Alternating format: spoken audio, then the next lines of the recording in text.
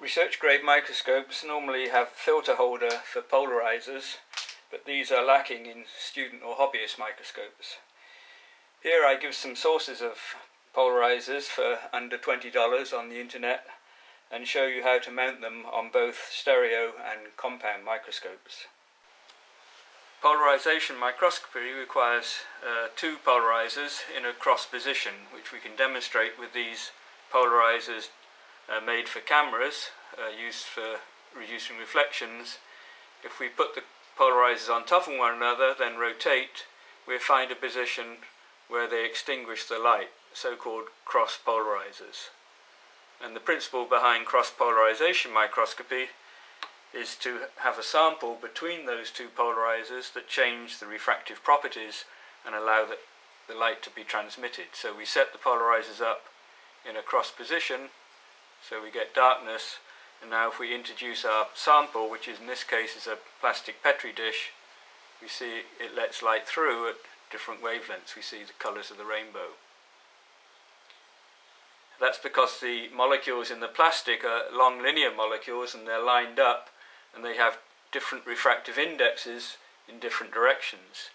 If we take a glass Petri dish, where the molecules of silica are arranged at random, and put that in between the cross polarizers, we don't see that lighting effect. We get a much duller image. So by distinguishing materials on their refractive properties, we can identify different samples. So as far as sources of polarizers, there are several forms. As I mentioned, these are linear polarizers from old style film cameras, and their property, if we put them crossed, it doesn't matter which way round we place the polarizers, we still get this dull image at crossed polarizer position. Another kind of polarizer used in cameras are circular polarizers, and these are used with digital cameras because the metering system is upset by linear polarization.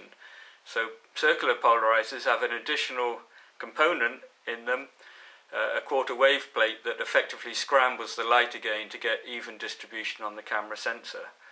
But still we can get a cross position of these polarizers just in the same way as with a linear polarizer, but the difference is this only works in one orientation of the polarizers. If we change their position, they no longer are crossed. So these are the filters which are now sold for digital cameras, and this 37mm diameter one is particularly convenient. It fits my camcorder, but also is a nice size to use with microscopy. Another source of polarizers are plastic plane polarizers. Same principle. This is now again another linear polarizer that distinguishes the light. The advantage of this is we can cut the plastic to any size we want to fit in any diameter in the microscope. So that's a bit more flexible, but the quality is not quite as good as a camera polarizer, and it tends to scratch with use. Again, these are linear polarizers, so it doesn't matter which way round we put the filters, we'll still get that cross position. The final source is the circular polarizers that are provided by 3D glasses used in 3D cinemas. These are circular polarizers, and we can get the polarization effect if we get the orientation right. This one doesn't cause any cross polarization, but if we turn them round, we can get cross polarizers. So how about mounting the polarizers? Well, for this stereo microscope, I found that the diameter of the objective lenses here was about 40mm, and I could fit a 37mm filter over without obscuring the lenses. And I actually bought a step down ring which I've glued on to the base of the microscope. This is a step down 43 to 37mm, so I've got a 37mm thread on the inside here where I can now screw in my polarizer there, and then on this side I can use either another circular polarizer with the right orientation or a linear polarizer, and then I've made this extra stage out of a Talenti ice cream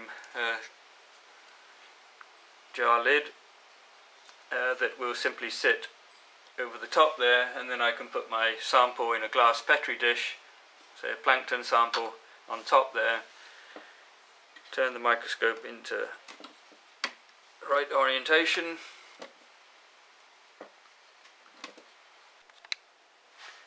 so now we're ready to roll. So we place our bottom polarizer on the light source, spacer stage above it,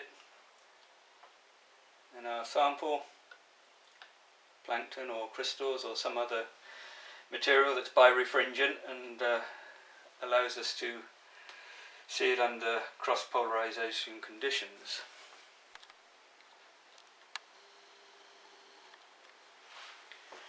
To get cross-polarization, we simply rotate the polarizer until we get a dark background, and our birefringent material will let the light through and give us effectively a dark field effect. But it's a different principle to dark field, so it depends on the asymmetry of the molecular arrangement rather than just scattering. In the case of the compound microscope, we again need to introduce two polarizers. In this case, I'm going to place one of the circular polarizers underneath, just resting on the light source, and the second polarizer we're going to place inside the microscope body, which means taking off the top and dropping the second circular polarizer into the top, like that. So a 37mm circular polarizer is a snug fit in this microscope. And then we put the binocular headpiece back,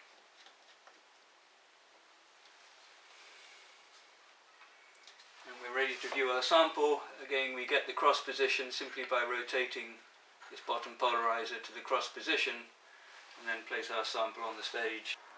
When we finish with the polarization microscope setup, then we need to remove with tweezers so we don't get fingerprints or scratches on the polarizer.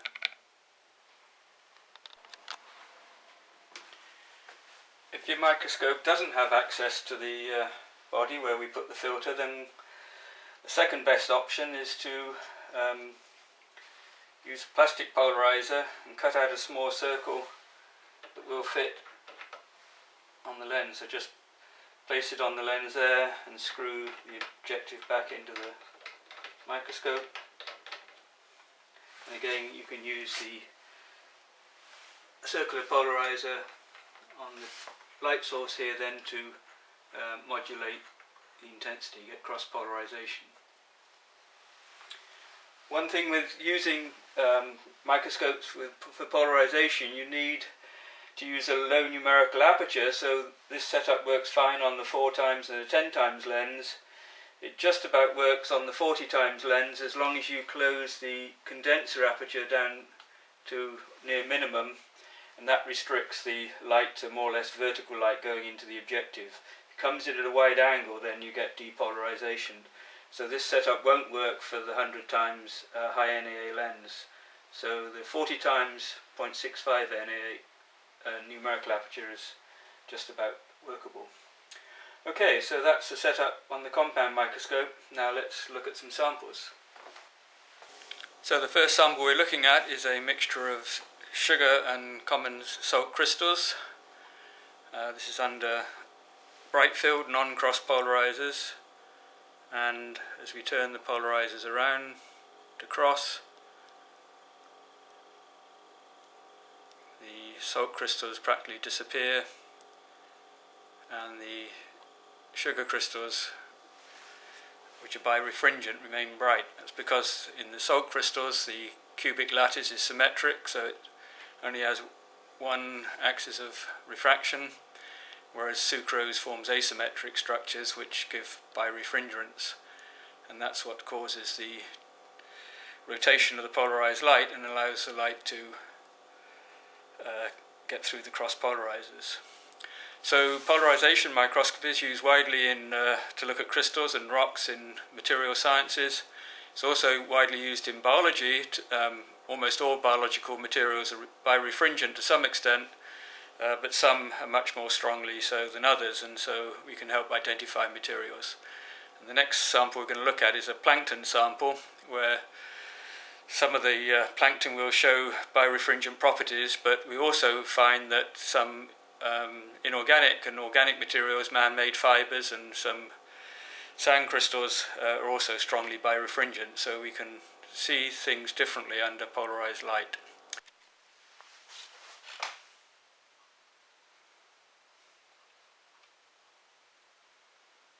It looks as though there's a bit of microplastic, so if we turn the polarizers to the cross position,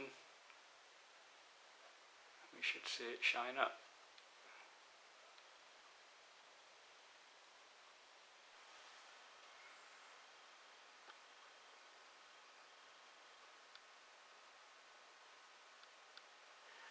The previous video clip showed some dinoflagellates using cross-polarization microscopy. Cross-polarizers give a kind of a dark field effect, but the image differs in that different components are highlighted. So in cross-polarization microscopy we see the insides, these granules, showing up bright inside the dinoflagellate, whereas in conventional dark field microscopy we see this outer cell wall lit up and not so much the detail inside. So polarization microscopy provides a way of picking up different structures from conventional dark field microscopy.